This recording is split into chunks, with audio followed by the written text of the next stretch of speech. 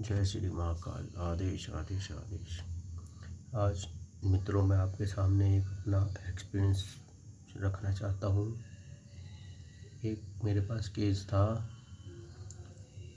वो उत्तर प्रदेश मेरठ से आए थे।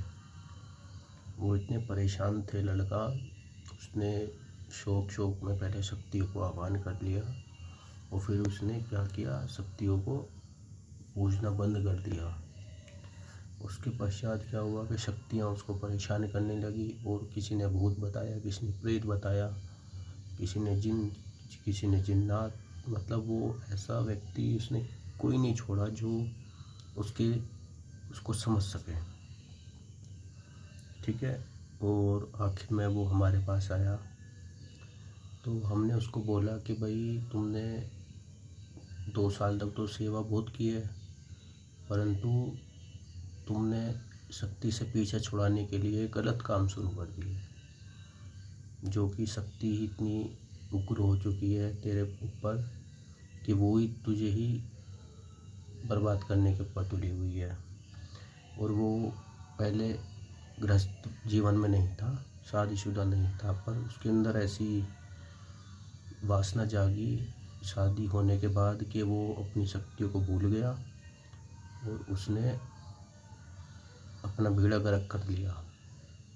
क्योंकि अगर कोई भी साधक इस भक्ति मार्ग में आना चाह रहा है तो कुछ चीज़ें आपको त्यागनी पड़ती हैं।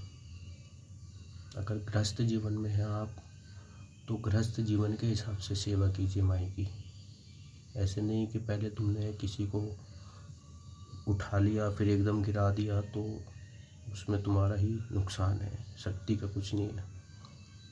और उसने पहले बहुत बंदों को दिखाया, कोई जिन बोलता, कोई जिन्नात बोलता, कोई कहता पीर पैगंबर, सब फेल हो गए। आखिर वो थक के मेरे पास आया तो मैंने देखा तो माई इतनी बिगड़ी हुई थी कि माई को संभालना ही बहुत भारी हो रहा था। माई मानने को तैयार नहीं थी, क्योंकि माई जो चीज़ माँ को परेशान करती है ना, उसका साधक उसको अगर गलत करे तो अपने साधक को भी नहीं बख्शती। और शमशान काली ऐसी है, समझे। तो मैंने फिर उसको उपाय बताए, नियम बताए कि अब सबसे पहले आपको ब्रह्मचर्य का पालन करना हो गृहस्थ जीवन में रह के, और 1.25 महीने ब्रह्मचर्य का पालन कीजिए। उसके बाद मैंने उनको शक्ति को शांत किया, बैठाया, और तब जाके उसको शक्तियों ने बख्शा। तो इसका बताना बस मेरा यही था कि अगर आप कोई भी ऐसी साधना कर रहे हैं तो पहले एक बार मन बना लें कि आपको जाना किस तरफ है। क्योंकि शक्तियाँ आपको भटकाती हैं बच्चों, वो खुद आपको ऐसा कर देंगी, आपके अंदर इतनी उत्तेजना पैदा कर देंगी, परीक्षाएँ लेती हैं कि अगर आप उसमें फ़ेल हो गए ना, तो आप उसमें फिर गिरते चले जाते हो, उठ नहीं पाते। और वो क्या होता है कि आपने करा और आपके परिवार तक को भी 7 पीढ़ी तक कोई भुगतना पड़ता है।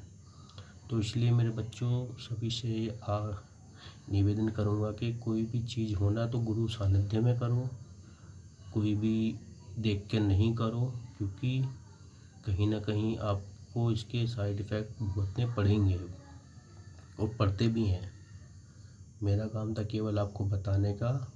और कोई भी आपकी समस्या है या कुछ भी है तो आप हमें कमेंट में बता सकते हैं, हम आपकी मदद करेंगे पूर्ण रूप से।